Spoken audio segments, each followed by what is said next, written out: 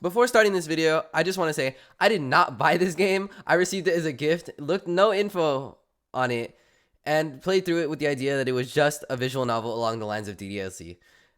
Spoilers, it was not like Doki Doki Literature Club, and yes, you read the title right. This game almost made me cry.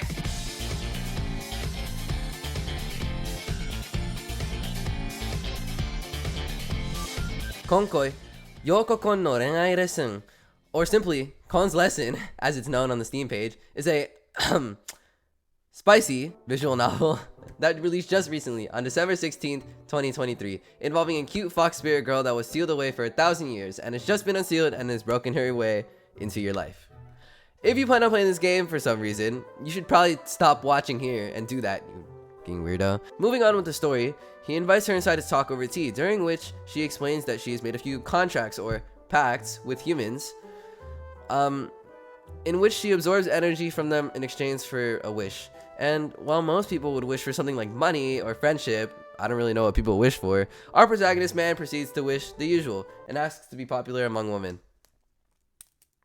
She transforms from a human appearance to one that has ears and a tail, and at this sight, our protagonist man questions whether she will eat him or kill him, to which she responds no. And I mean, you know, fair enough, I guess. But she responds no, and that she only wants to make this pact with him. She again goes over the fact that she absorbs energy from him in return, and now we get to see the tragic downfall of our protagonist, who proceeds to think, oh guys, I've read this classic trope so many times in hentai and porn.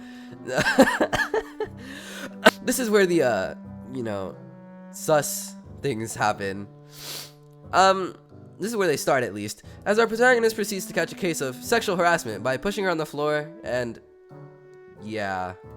While I can't show this scene for obvious reasons, I will talk about the story that happens during it. The fox spirit explains that she's never done anything sexual or erotic in the past and has simply accompanied her contractors as a geisha, a type of entertainer, with entertainer being the wholesome sing and dance type, not the oh please meet me in the back type. Out of the kindness of her newly reawakened soul after 1,000 years, because you know, she proceeds to blame his actions on the curse of the Nine-Tail and says that she isn't ready for anything erotic.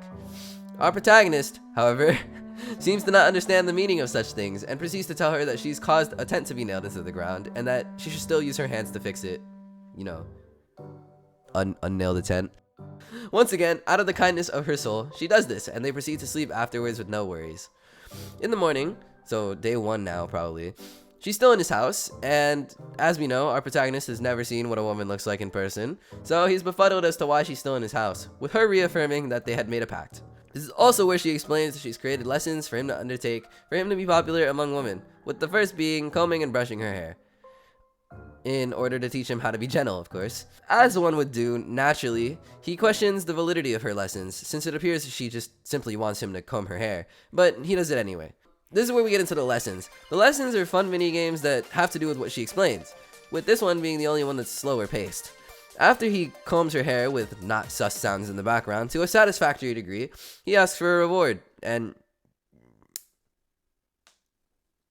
you already know where this is going. Day 3 comes by, and after all the things they've done, they're only just now starting to get to know each other. And it's here where it's revealed that the fox spirit and the onmyoji had a misunderstanding between the two, leading to an Inuyasha-styled fight with ending with her being sealed away. Rest in peace. Soon enough, it's already day 5, and here's where we're taught the second lesson. With this one taking place in the bathroom, please don't get any wrong ideas. This is a fun one. You just have to hold left click over the body to place soap and hold right click to run water over where your mouse cursor is. And to be honest, I kind of like this one. It's like simple enough, but it's not simple to the point where it gets like, it's easy to understand to some milk brain like me. After the lesson, our horn dog protag proceeds to say that he's studying hard and that she should reward him, to which she responds with asking if he wants sushi, and that she can make some with a spell that allows her to recreate anything as long as she's seen it, and this will come in handy later, I promise. Our protagonist takes advantage of this and proceeds to pull out his, quote, precious porn collection and asks her to make a mattress and, fun juice, to put it lightly. Day 8 comes by and the two decide to learn more about each other, and honestly, this is where I noticed that the more sentimental and feeling elements come into the game, even though they're just in little elements here. Like, if this is where it is now, by the end of the story, it's up here. This is where that starts. A protagonist with no name, ironically enough, tells the fox spirit that he can't just call her Hey around the house since they're living with each other now. So he decides to name her Inari-kon since she's an Inari, and the sound a fox makes in Japan sounds like kon kon. So now she's, legally Inari-kon.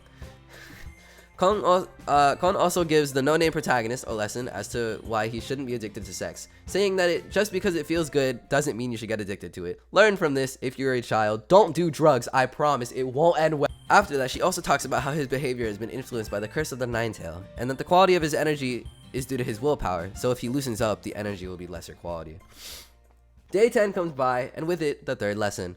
In this one, Kon teaches us the art of cleaning our room, which, if it wasn't apparent, my unfixed bed says that I should also clean up my room. And she teaches us this with a snake-like minigame and a maid suit. A maid suit that happens to cause our protagonist to fold once again. I like this minigame too, but I try hard snake on cool math, so make of that what you will. Once again, our protagonist folds, claiming that her maid suit is red of his alley, and, Day 13 starts with the two talking, and our protagonist uses his pervert powers to notice that Kon doesn't wear a bra or underwear, and I promise this is an important detail. Please just hear me out. They end up doing the dirty right after, but during the deed, Kon has the thought of how long they'd be able to stay together, since all the humans who'd made a pact with her before this had been taken by the curse of the Nine-Tail and turned into monsters. Coming to the conclusion that it would be the same for our protagonist, right? Surprisingly enough, our porn-filled brained protagonist has a similar thought. He's had the 3 letters S word with her many times, but he doesn't really know much about her. What is she to him? A physically in tune sex partner?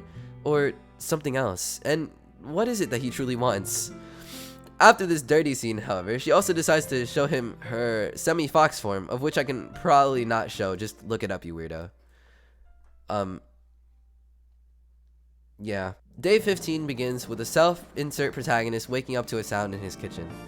Naturally, having the assumption that someone had broken in, as one does, he goes over to find Kon, who discloses that the fox spirit doesn't get hungry, and that she can turn leaves into sushi, but it tastes bad. This leads to her introducing the 4th lesson, how to cook. And I've done my fair share of cooking with videos coming out on this channel, so, The lesson here is a semi-timing required game to cut the vegetables. Cut the right amount of times, not too much, not too little. Cut before the line or it doesn't count. Deal? Deal. I like this one too. I spent a chronic amount of time playing rhythm games when I was younger, and I'm still bad at this, so. Day 16. The day starts with Kon not knowing how to work the portable AC machine. Frankly, neither would I. She comes to the conclusion that she should ask us, the protagonist, to turn it on. But to her surprise, she finds the protagonist cleaning and offering food that he made her. She then stands to the side of the couch and reflects on how she's changed the protagonist with her lessons, talking about how he cooks and showers daily as well as brushing her fur nightly, even though he wants to have sex afterwards. She draws the conclusion that perhaps he's different from the other people that she's made pacts with, and his willpower will stop him from being a monster. Of course, our ecchi-brained protagonist sees her staring for a while and proceeds to take off his pants. Rest in peace, Inari-kon. Day 19, with this day starting my favorite arc of the story, and honestly the rest of the story, because it's all really good after here, even though the rest of it's been pretty good. The weather is great today, and it leads to Kon exposing the protagonist for not going out even on nice weather days, which he responds, he has no friends. Rest in peace. She asks him to go out, but he doesn't really know where they would go, and he tells her no. But upon seeing her face and her eagerness and sticking herself out the window, feeling the weather, he proceeds to have second thoughts, naturally, coming up with the impulse that he has to take her out to make her feel better. And of course, she says yes. And he tells her that her outfit and appearance would make people think she's cosplaying. So, she creates an idol-esque outfit that very clearly distracts the protagonist, to which he denies the accusations by telling her to hide her ears and tail to look more like a human. From there, he decides to take her to the shopping district, since she doesn't have any undergarments, and I told you it was an important detail! Goodness, you thought I was such a weirdo, and you know what? It's true.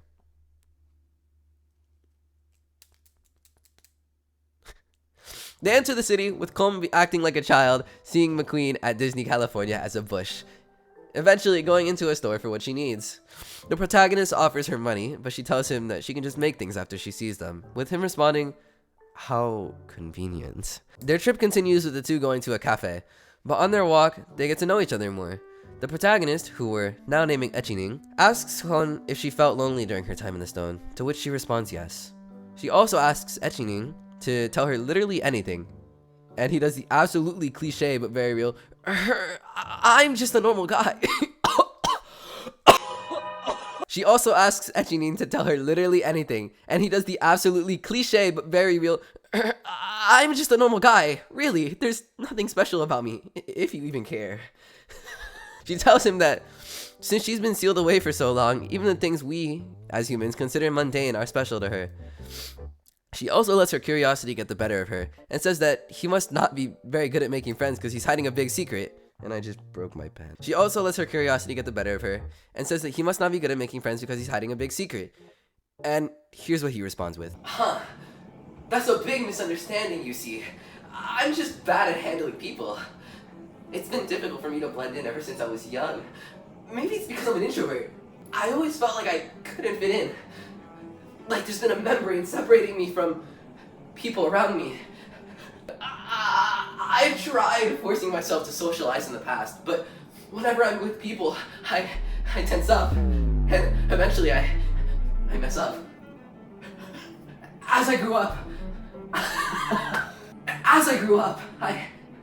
sorry, maybe I came on a little strong there, but as I grew up, I came up with the conclusion that maybe you're just bad at people. Not long after I discovered anime, I became obsessed with it. So obsessed. And I felt it's so much better than reality. So I decided maybe I should just give up making friends overall. Maybe you should just kill yourself. Eventually, they make it to the cafe. Kon gets not Fanta, and Mr. Protagonist gets black coffee, I guess. What a fucking weirdo. Kon tastes the black coffee after finishing her soda and proceeds to say that it's more bitter than his cum. They stay there talking for a while, practically until it's dusk. And once it does hit dusk, they start walking home in the sunset. And I'll let the scene play out for you. もう夕方なんだ。カフェから出た時に金色の光が道路を輝いて。いつの間にかもうこんな時間じゃったか。わしのわがままを聞いてくれて感謝するぞ。いやいやいや、散歩だけだった。また一緒に出かけようではないか。うん。コンが手を伸ばしたから心がドキドキなのだ。変身したい。さあ、帰ろう。はい。僕らが帰っていきました。柔らかい手を感じる。マジでドキドキだ。セックスのことが何回かあったけど、すごいドキドキだ。こんな強い気持ち、本当にわからん。夕方の光だろうか。Day 20 starts with Kong and Echining in the washing room, where she calls out Echining with his wrinkly clothes. As one does. I would never. She teaches us how to hang clothes with a matching game that actually taught me something. I did not know that bra and boxers were hung with clips rather than hangers. The minigame ends, along with them hanging clothes, and Echining dropping a joke on her. The two both share a thought that they couldn't imagine living without each other just a few months ago, and Echining has an MGS moment. He asks her if she likes living like this, and she turns away saying, it's not bad, with a blush in her face. Echining puts his hand on her face, and she responds not to treat her like his pet. They share a kiss, which quickly turns interesting after having a very, passionate kiss session. They decide, maybe let's get freaky a little, doing it on the semi-open balcony. Day 23 begins with Kong waking up to Echining cooking salmon, and they talk for a while, with the protagonist having another anime moment. He realizes that girls are human too, with feelings of their own. Previously, he thought there was some special spell that he needed to cast in order to win them over, and he learns to live with Kong. He wants to treat her with his full heart. Meanwhile, Kong has a realization of her own. How she lives currently is amazing, but is it really okay for her to continue living like this? She fears one day that the curse will get stronger and turn Echining into a monster, citing her past contractors to gaslight herself. She decides that she can't really conceal the truth, as it would cause severe damage to him, and Echining sees that she's not really herself, and the day's scene ends. Day 27, also known as my favorite day in the story so far, starts with the two watching a news broadcast, most likely from the NNN station, promoting a fireworks festival later that night. Echining decides to take out Kon to the Hanami Taikai Omatsuri, and since the festival requires them to take a bus to get there, the two get ready early. After a while, Kon comes out wearing a yellow and red yukata, along with her hiding her ears and tail. Echining is shocked to the bone, evidently, and Kon offers to change this if it's too much, but he denies her request. Naturally, the yukata is pretty. They set off to the festival, buying takoyaki and sharing it together, and as well as going to a goldfish game stand. Finally, the fireworks show starts. Look, I've seen Koi no Katachi, shape of voice, a silent voice, whatever you want to call it, okay? I've seen Seishun Butayaro or Bunny Girl Senpai. Again, whatever you want to call it. I know how these firework festivals go. And the piano starts.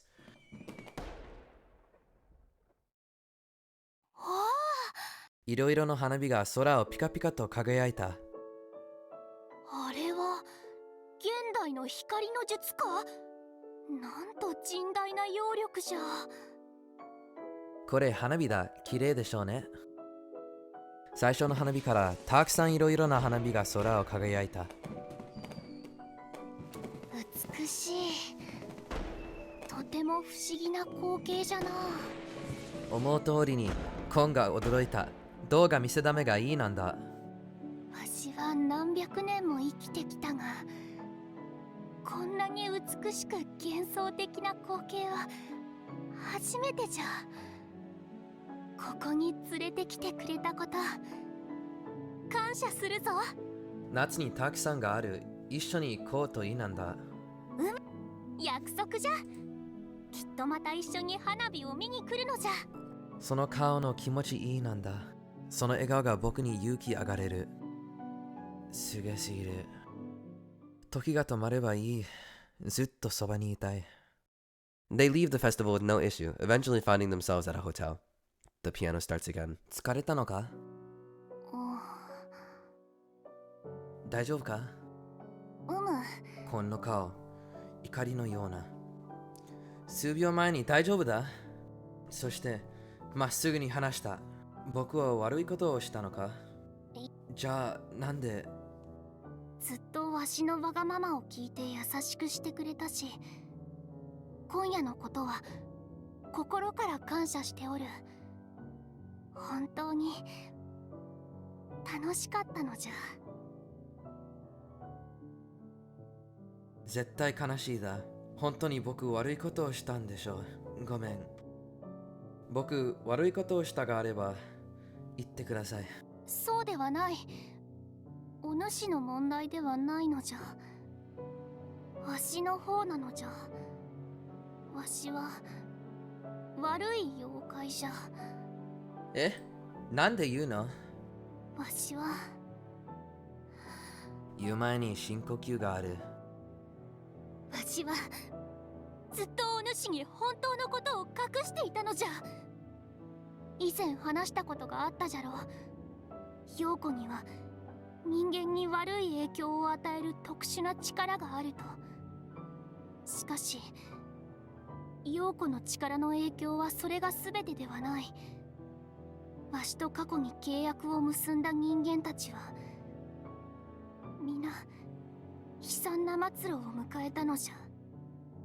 陽子の力は契約した者の理性や思考にまで影響を与え、その精神が未熟な者は最終的に陽子の力に飲み込まれてしまう。人の欲望は底がない。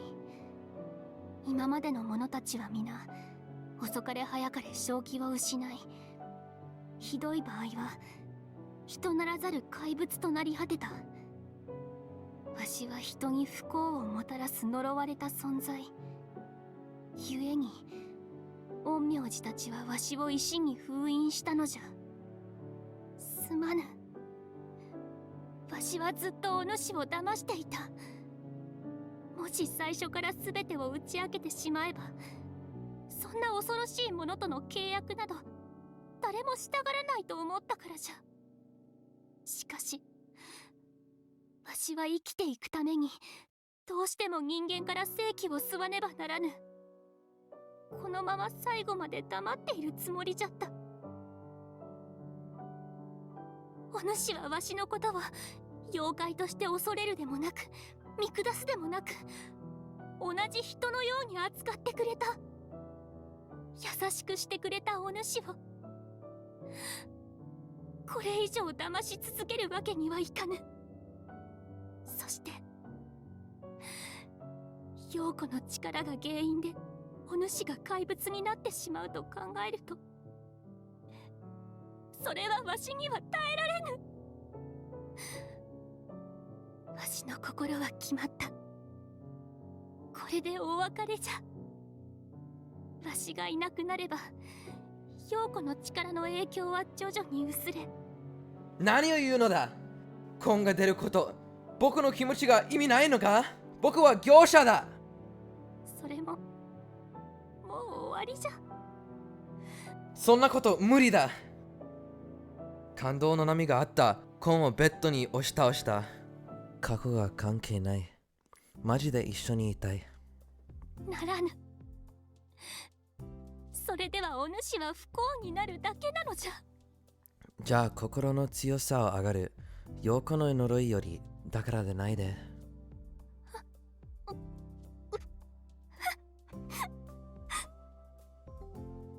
泣かないでください。そんなことを言われたのは初めてなのじゃ。This is it. This is the titular scene that almost made me cry. When I first started playing this game, I didn't think I was going to be this invested, but I actually really liked the story here. This is what the movies had prepped me for, and I still wasn't ready. But yeah, that scene definitely made me almost shed a tear, and there's no shame in that. First playthrough had me bawling. And when he started comforting her with her words, it made me smile. These aren't the characters we were introduced to at the start of the story. Kong was a shy spirit who appeared to want to stay with Echining because of the pact they made in order to save her life. Echining was some sex-brained maniac consumed by the idea of a woman in front of him, and now he's a real human being falling in love with said woman. After they do the dirty, they lay by each other's side affectionately, with Kong shortly falling asleep. Echining describes her as being as beautiful as a painting when she's asleep, and comes to the conclusion that he must have a stronger will to avoid getting destroyed by the curse, so he can stay by her side. Together, they fall asleep.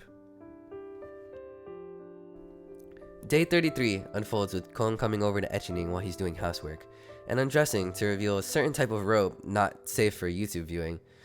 They talk a bit, leading to Echining figuring out that she's trying to butter him up, in a sense, as she's also been recently putting away her condescending attitude, as well as entertaining him with her spells. He asks her if she has something to say, and she tells him that not only will the curse steal from his physical well-being, but also his mental well-being, and so for them to stay good, because he needs to watch out for both. She then sits on the couch, where she reassures Echining that she's okay, deflecting the conversation by saying the only way you can satisfy me in bed is if you're healthy. And they conclude the chat shortly after. Day 38. The two are hanging clothes outside, during which they proceed to chat. And, going how last time they hung clothes outside, I was a little worried. They talk about how they've been living together for over a month, and Kon asks Echining how it feels to be with a roommate. He responds, "Do you want words of courtesy or the truth?" To which Kon responds that she wants both. While he's spouting his, quote, words of courtesy, Kon makes the realization that they're actually his true feelings. He goes on about how he was living a poor life until she came into his, and she doesn't know how to respond, naturally, so after a while, she grabs his hand and whispers,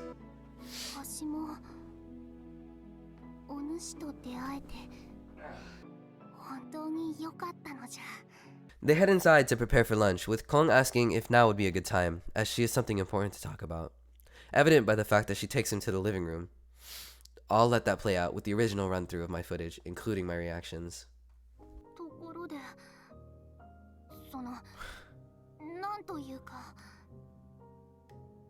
わしとお主は体の関係もある。こうして面と向かって聞くことはなかったと思うのじゃが、お主はわしのことをどう思っているのじゃ。だから何度もこんなことを言わせるでない。お主のわしに対する気持ちを聞いているのじゃ。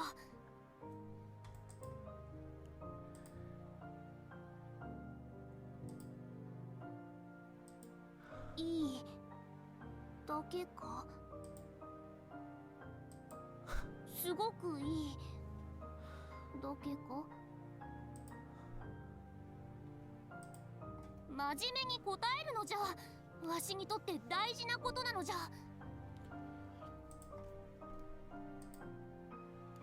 This is the part where the story splits, for you to decide which ending you want. Either confessing your love like a normal person, or answering the insane way. Fuck you with my big cock. Naturally, my heart chose the first option. I want to cherish and protect her, as that's genuinely how my heart responded. Here's how that went.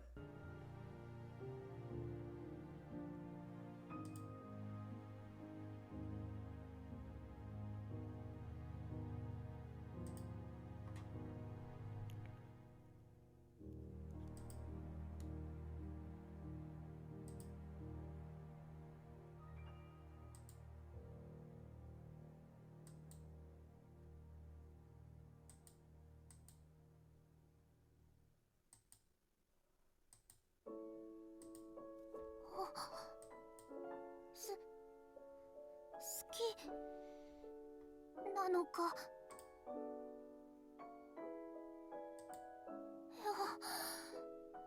かったのじゃ。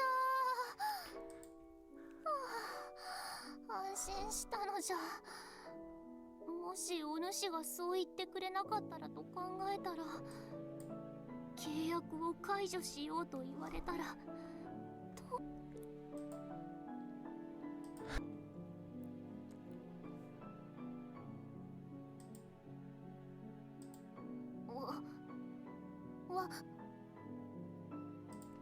わしも好きじゃ。大好きじゃ。こんなことを面と向かって言うのは恥ずかしいのじゃのう。これでわしとお主は恋人同士と。